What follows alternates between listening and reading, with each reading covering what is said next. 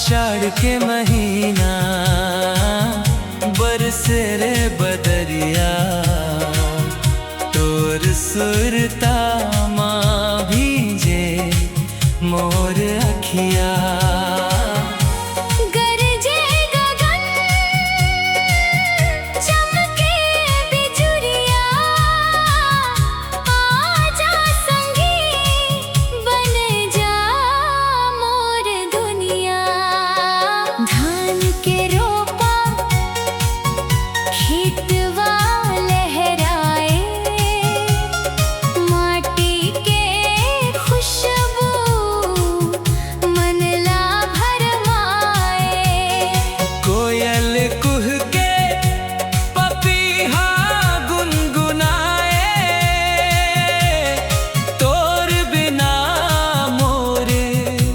जिया नहीं मनाए।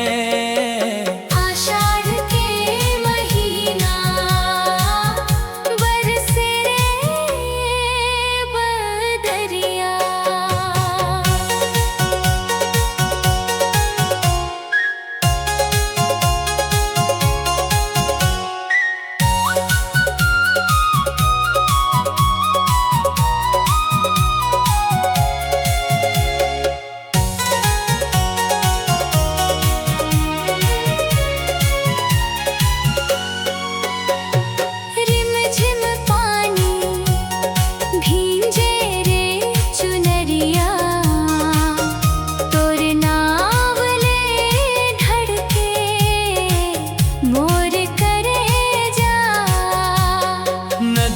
किनारे बैठ के सपना सजावे, संग जिए मरे के ऐसने कसम खावे।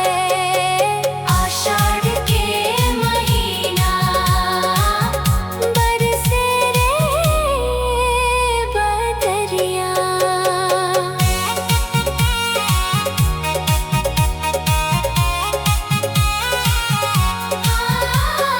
हरियर डार मझूला पड़ गे, मोर मन तोड़ मया मटक गे।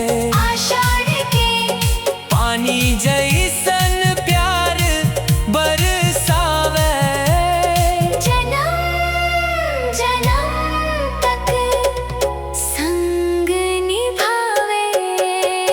आषाढ़ के महीना बरसे रे बदरिया।